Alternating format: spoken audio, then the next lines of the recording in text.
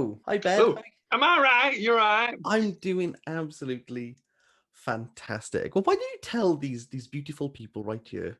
Why are we even here? Why are we even talking? Dante, innit? Go into hell. We've decided after... Actually, why did we decide to do this? I was thinking, I can't remember, but I think this is right. I think I mentioned I want to read Dante's Divine Comedy. Count of Monte Bread. I want to read Dante's the Divine Comedy. I want to read the Divine Comedy because he goes down to hell when he's 35, and so I need to go down to hell now I'm approaching 35. And I think did I just do a sarcastic comment being like, fine, I'll buddy read it with you then? Yes, I think that was it. And then yes, and then we were like, fine, let's do it. This is basically what happened with me and Les Mis. How this happened, I'm not entirely sure. I made the statement, I never want to read James Joyce's Ulysses. Kieran would message me on Instagram or YouTube being like, so when are we buddy reading Ulysses? When are we buddy reading Ulysses? And no, it is not an exaggeration to say that it was multiple times per week. Every single time I thought he was close to dropping the subject, he would pick it up again. It was never ending, guys. And I said to Kieran, fine, I will buddy read Ulysses with you on condition that you read Les Mis with me. Oh, why? Why have we decided to do this? I'm gonna throw this at my phone now. Oh yeah, we did it, Les Mis, we did Les Mis in 2 months. I read all the pages. 94 pages, we'll divide that by 3, which equals 9, 8. Third of this, that amount doesn't advance the plot or the subplot in any copy that you get of Les Mis. A third of it. A third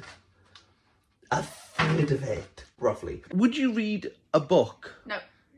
Okay. Put this off for 1 day more. This is something I'm going to regret, definitely. But we have decided to go for the Divine Comedy. And we would like you to join us. We planned it so much that we both decided that everyone should get the vintage Dante, just so everyone's reading the same translation and the same text for a bit of ease. Yeah, why not? Exactly. Although, is it I mean, just to sort of scupper everything, is it necessary? Is it necessary to? Can you read another translation of it alongside? I think you have to read the same translation, don't you? Yeah, you could buy a different copy. I think with this one, it's all 3. So it's Dante's Inferno, Purgatorio, and Paradiso, all in one book. Because I do have... He does have it. I know I have it. Dante, the Divine Comedy. Oh, hello. And I think this one only has the first book. It does not. It's... I now have 2 copies for some reason. Because I'm dedicated. That's what I'm going to change this to. I'm really dedicated. You could get both. I just think, like, look at that. That's excessive. That's a Saturday night. Hang on, so you got Divine Comedies coming out of your ears. Oh my god, I actually do. I actually have 3 copies of it. I didn't know. I also have the Norton edition of Inferno, which costs the same. I've never read Dante. I have no concept of really what even goes on. So yeah, you could go for any copy, but I think... But we're going for this one. We're going for this one. And also vintage is like really readily accessible. Steve Ellis is the translator, sorry. Oh, wonderful. Actually, while I'm here, is the Oxford the same? The Oxford World Classic is translated by C.H. Sisson. If you went for Norton, Malcolm Palmer. So they're all very different translations. But I think if all of us was reading the same, I think it would be I don't think it'd be a deal breaker. But I also think as well, some copies of Dante keep the rhyme and other copies don't keep it. It's more prose rather than poem. I forgot about this because some people are like, oh, you could only read it in the Italian. It's one of those, isn't it? Have we gone for the rhyme? No.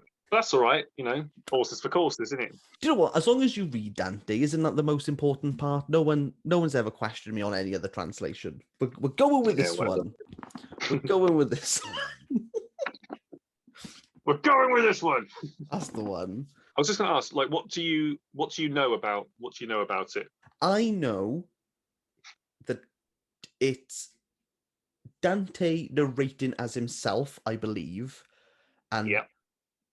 the Greek poet Virgil is his guide, and There is. there are 9 circles of hell. Oh, is that Virgil? Oh, Yeah.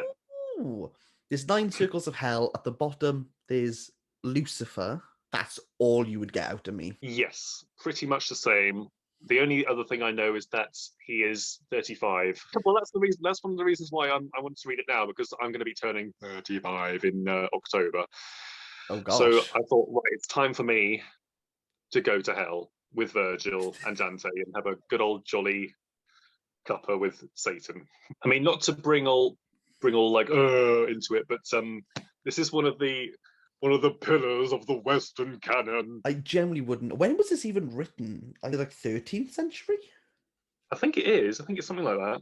Who knows? It's around then. It's old. It's old. It's old. It's pretty daunting. I mean, this copy is 600 and what, like 600 odd pages. 130. So to kind of make it a bit less like, we're going to split it up into the 3 books. We're going to take one book at a time each month. So we're going to do Inferno in October, Purgatorio in November, and then just to really make Christmas feel that much more special, Paradiso in December. Drag me to hell, Dante. Would we be interested in doing like a live stream or something for each book before we commit? I think so. Wonderful. Yeah, we'll do a live stream on each book. I think I'll be interested, and then we can kind of get some discussion, get some like proper critical reading and analysis. It's going to be fantastic. Yes. Also, I'm going to create on my Bookaboy Book Club server a Dante Inferno page thing up here. So basically, all you got to do is click this emoji. It will take you over to Dante's Inferno. I'll layer it out, and then I'll only release Purgatorio in November, because I know some people like to read ahead. And no. I'm going to stifle that right now. For your own good. How are you feeling about starting this? I'm feeling pretty good. Because I've been wanting to read this for like a while, because I remember to bring in good old Steve Donahue. I was watching his March of the Penguins last year, and I saw his Dante one, and I think, yeah, it was either watching that or like other things. But I was like, yeah, I need to get to the Divine Comedy, and yeah, all this sort of 35 business. I was like, yeah, okay, it is time. So yeah, I'm really excited, and I am preparing. So this is not this. I'm not wanting anyone else to do this by any means, but I'm being a total swot and being Hermione Granger about this. But yeah, I'm reading. What's that? So the Bible, so Iliad. September is my Dante preparing month. I'm completely extra. I don't care. Right, so I'm reading Homer for the first time. I'm going through the Iliad at the moment. I think it's an absolute shame, and I'm going to call you out publicly here, that you haven't gone for the Wordsworth edition. Oh, I love that. But who put the Glad and Gladiator? I love that copy. I do. I'm going to ask for that for my birthday, because I do want that edition. Because I've got these from. Have you heard of a booktuber called Jennifer Brooks? Yes. So she did a video called "What to Read Before You Read Dante," and so I've basically got. Ooh. I mean, some of them are pretty esoteric, and I'm like, no, I can't be bothered. But yeah, I'm reading Virgil, because we're going to be spending some time with Virgil. So I'm reading how do you pronounce it? The Aeneid. The Aeneid. I guessed that. I'm so happy I got that correct, because if you didn't run away, that's Sophocles, mate, I would have cried. I've read Metamorphosis. I've read that because apparently he cites like 4 Greek and Roman poets at some point in it. So yeah, but I've read that. At some point, I'm going to read Illicit Confessions by Saint Augustine. Christian philosophy. Come on. I'm doing absolutely no homework. I'm going into this exam bone. Well, you don't need to. I mean, this you literally don't need to. But I'm just being a complete, thingamabob. Showing us all up. But this has got notes. This is as we This has got like tons of notes, so like I don't need to do any of this stuff. I thought Vintage were more like, oh, we won't give you any notes. You just You're on your own. You just crack on and read, and it's like, no, we're going to tell you everything, even one I just saw, which was Tree, and I was like, I don't think I needed to know what that was, but and then he completed the Divine Comedy in 1321. Oh, So this is 14th century. right. Okay. In when 1340? Did you say 1321? 21? He lived a long time for them times, didn't he? So yeah, he was about 60. Harold Vorderman, where are you? Take the 3, take us over 12. He was 66 when he finished it. Okay. Yeah, that's Blimey. pretty impressive. For 14th century. For an exiled 60-year-old man. That's impressive. Hello, back yeah. in those days. Nervous about it. Tell me what you feel. You mean what? I feel really nervous about it. I'm not going to lie. There's something about. I feel my my reputation for absolutely finding most classics abhorrent is daunted on me. That's right. My main panic about it is that I'm not going to understand anything. That I'll read a canto and just be like, that was an hour. I think you don't need to worry, because I think this is because I mean, is Paradise Lost English? It is, yes. Isn't it? It is, yes. So Paradise Lost, that's like proper.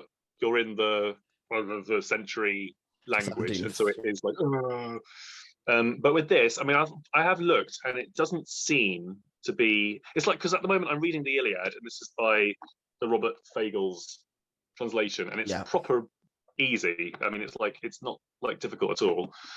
And I feel, I don't want Steve Ellis to let me down, but I feel it's not going to be, we're reading the 12th century Italian. We're reading, a English translation from the 90s or the noughties or wherever it was. So I think that's going to be okay. In terms of the references and all the rest of it, I mean, you just need to read all these and then you'll be fine. Jesus. I don't even know why Virgil's important. I didn't even think he was that big of a deal. Well, the thing I'm sort of interested in is that we're going into Christianity, into like Christian hell, purgatory, heaven from the 13th, I want to say, century. Yeah. But we're being led in by a Roman poet who's all Roman mythology. What I want to say is that don't be nervous, because this is going to be fun, lads, and if you, Jesus. and and you do have a whole month to do the whole thing, to do the individual books, and also if you're struggling, then you can go onto the thingy bob and you can ask people what's going on. That will be me. That will be me being like, I don't understand. It'll be me, and I've bloody read all these things, but I'll be like, why did I read all these? I'm excited. I think it's going to be. I'm not excited. I've lied to myself. I mean, I don't like reading classics, but I kind of get the importance of them because they do make you see like works. Divine Comedy, 1 out of 10. Yeah, I think Dante Alighieri could have definitely used an editor for this. I think the last 300 pages, he could have cut it. He could have cut it right down. Oh my God. You'll be like, take it off sale. Take it off sale. Oh my God, could you imagine? Can you imagine if it did happen though? And they did. I'm going to end on this question. And maybe we can just do like a little, I think the wrong draft. Is this meant to be funny? Make them laugh, make them laugh. Was comedy back in like the 14th century like a very different thing? Well, I thought comedy just meant that they get married and they get married in the end. But I don't know what that means. It's a happy ending. Well, they go to heaven. Spoilers, but they go to heaven. He goes to heaven. So maybe that makes it a comedy. Make them laugh, make them laugh.